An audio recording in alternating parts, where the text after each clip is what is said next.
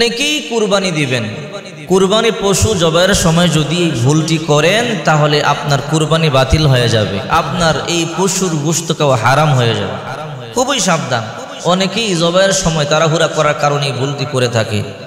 এই ভুলটি যদি আপনার কাছে ছোট মনে হয়, এই ভুলের কারণে আপনার পশু হারাম হয়ে যাবে, আপনার পশুর গোশত খাওয়া হারাম হয়ে যাবে, এই কুরবানি বাতিল হয়ে যাবে। কুরবানির সাধারণ বিষয় নয়, কি ভুল করলে কুরবানি বাতিল হয়ে যাবে আমি আপনাদেরকে বলছি। এর আগে আল্লাহর একটি কোরআনের আয়াতের অর্থ শুনুন।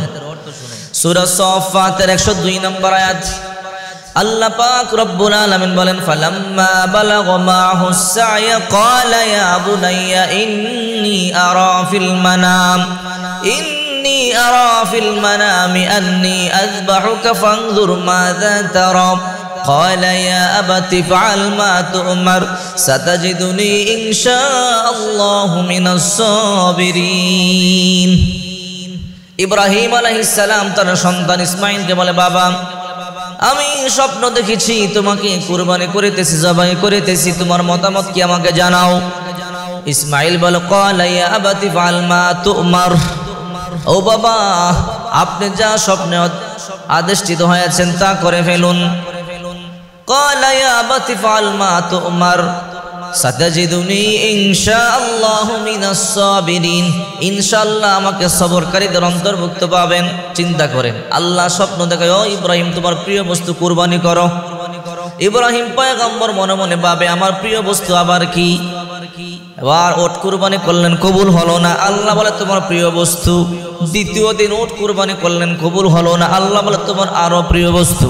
আরো ওট কুরবানি করলেন, আল্লাহ বলে তোমার সবচেয়ে প্রিয় বস্তু কুরবানি করো। মনে মনে চিন্তা করে আমার সবচেয়ে প্রিয় বস্তু আবার কি? আমি বৃদ্ধ বয়সে একটা সন্তান পাইলাম, ইসমাঈল থেকে আমার কাছে সবচেয়ে বেশি প্রিয় আর কেউ নাই, তো ইসমাঈলকে জবাই করতে হবে। চিন্তা করেন, সন্তান জবাই করবার জন্য নিয়ে গেল, সেই ঘটনা জানেন, দুম্বা কুরবানি হলো কিন্তু ইসমাঈল কুরবানি হলো না। আল্লাহ পরীক্ষা করলেন যে ইব্রাহিম তোমার মনটা আমি দেখতে চাই, আমাকে কতটা ভালোবাসো। এখন প্রশ্ন হলো, যখন আপনি পশু জবাই করবেন, কি ভুলের কারণে পশুটাই হারাম হয়ে যায় সেটা আপনাকে জানতে হবে। সেটা জানতে হলে আরেকটা আয়াতের তরজমা শুনতে হবে। আল্লাহ পাক রব্বুল আলামিন বলেন, হুররিমাত আলাইকুমুল মাইতাতু ওয়াদ-দামু ওয়া লাহমুল খিনজিরি ওয়া মা উহিল্লা বিহি লিগাইরিল্লাহ। আল্লাহ পাক রব্বুল আলামিন হারাম করেছেন, হুররিমাত আলাইকুমুল মাইতাতু, মৃত প্রাণীর গোশত খাওয়া হারাম, ওয়াদ-দাম রক্ত হারাম করেছেন, ওয়া লাহমুল খিনজির শূকরের গোশতকে আল্লাহ হারাম করেছেন, ওয়া মা উহিল্লা বিহি লিগাইরিল্লাহ, আল্লাহর নাম ছাড়া যেই প্রাণী জবাই করা হয় সেই প্রাণীর গোশত খাওয়া হারাম। এখন কুরবানির সময় আপনি যখন পশু কুরবানি দিবেন, তাড়াহুড়া করে বিসমিল্লাহ বললেন না, বিসমিল্লাহ আল্লাহু আকবার না বলেই তাড়াহুড়া করে জবাই করে ফেললেন, সেই পশু হারাম হয়ে যাবে। আল্লাহর নাম ছাড়া অন্য কোনো নামে যদি কুরবানি করা হয়, ওমা উহিল্লা বিহি লিগাইরিল্লাহ, আল্লাহর নাম ছাড়া কোনো প্রতিমার নামে যদি কুরবানি করা হয়, অনেকে বলে আমার বাবার নামে কুরবানি, আমার মায়ের নামে কুরবানি, না, এটা হতেই পারে না। কুরবানি একমাত্র আল্লাহর নামে হবে।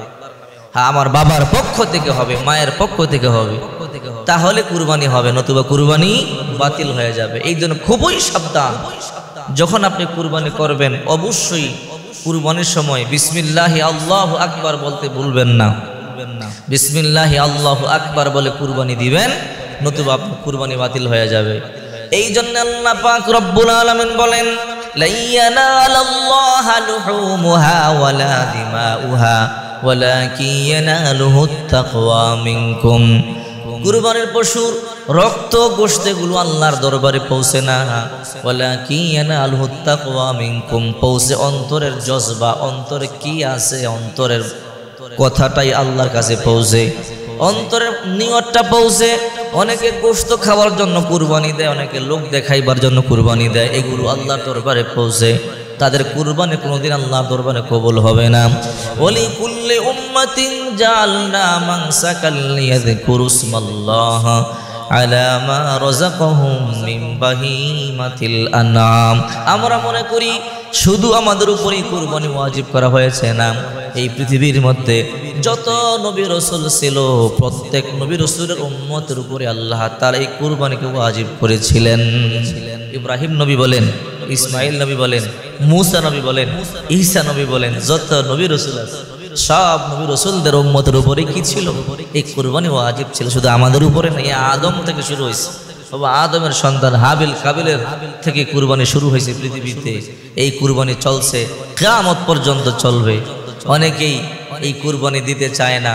যদি আপনি কুরবানি না দেন, উপযুক্ত হওয়ার পরেও অনেক গুনাহগার হবেন। আল্লাহর দরবারে আপনাকে দাঁড়াতে হবে, জবাব দিতে হবে।